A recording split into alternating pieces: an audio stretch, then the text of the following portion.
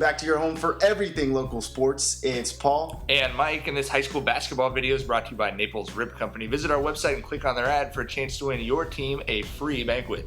Every time I go out, you know I gotta show out here at the Honda Center for the Girls Open Division Final between Long Beach Poly and Harvard Westlake. The main event at 8:45 p.m. The Jackrabbits are the top seed in the division, but the Wolverines, with just 8 players on their team, have been pulling off some big upsets. Talk about a thin roster, Mike. They feature the Rufus Milner twins, Jada and Jayla Rufus Milner. Would that be the New Hampshire Rufus Milners? It would. Could they stop this duo inside? McDonald's All-American Ayanna Clark and versatile threat Jasmine Jones. The Big Mac, the Chicken Nuggets, Poly rowdy before the game like they always are, the most lit pregame in the city. Kyra Brady transferred that energy to the court. She straight up dogged the Harvard Westlake backcourt. Pickpocket. That one goes after she goes coast to coast. And then she'll fly out of nowhere to block that shot. Height don't measure heart, Mike. 5'0" with the block. I love basketball late at night and twins. Jayla Rufus Milner was getting to the hoop with ease in the first quarter. Jada Rufus Milner was knocking down mid-range jumpers in the first quarter.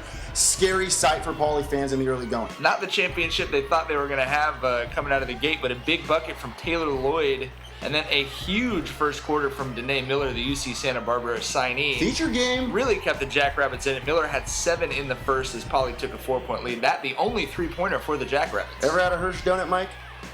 Hirsch down it. Melanie Hirsch caught fire for the Wolverines in the second quarter. She had a couple big threes from the corner, finished with 10 all in the first half. Harvard Westlake led by as many as 6 in the first. Well, when in doubt, just let your McDonald's All-American put in work. Ba-da-ba-ba-ba. I'm loving it. A couple of huge putbacks to try and keep pace with the Wolverines, and watch this one, Paul. Yes, Sir sir. Isaac Newton finally had something to say about that ball, but it looked like it was going to defy gravity. Then Kyra Brady just She was abusing this backcourt. blows by the defender for the bucket on that one, but the Wolverines would take the lead into halftime. Poly had a hard time stopping the Twins with Jasmine Jones and others in foul trouble. Poly trailed by 3 heading into the break, and maybe a little bit of a moment of panic. I was a little bit panicked for sure, there's no doubt. But it's time for Poly basketball.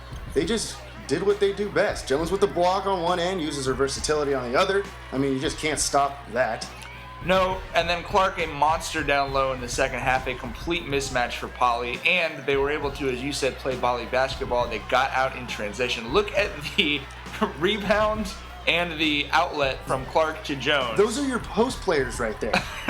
That is Poly basketball for sure. And Harvard Westlake at times literally just could not get a shot off my gosh. against Clark as she was tossing the ball all over the place.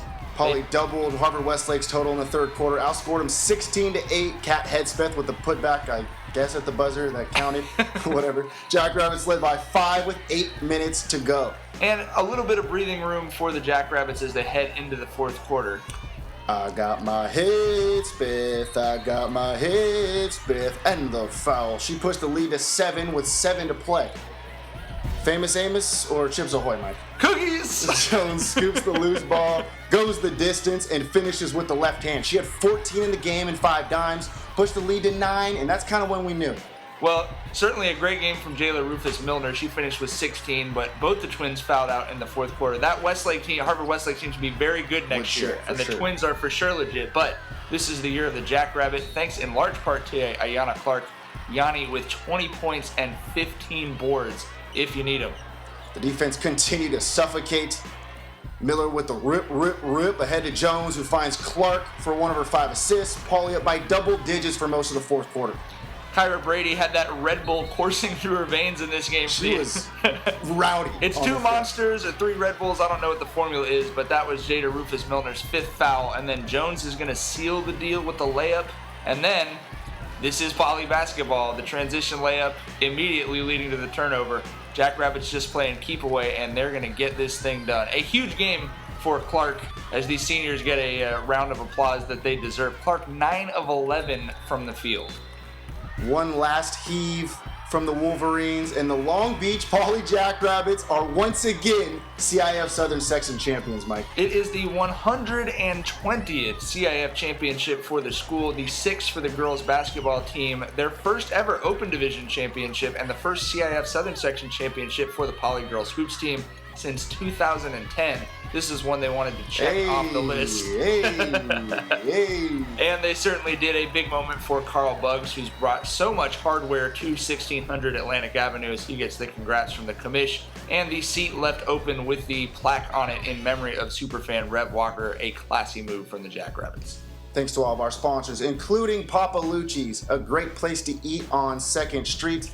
Basketball season's not over yet. The state bracket is coming out on Sunday evening. We will be at all of those games and everywhere else you want us to be. We're GazetteSports.com, and this is Long Beach Sports.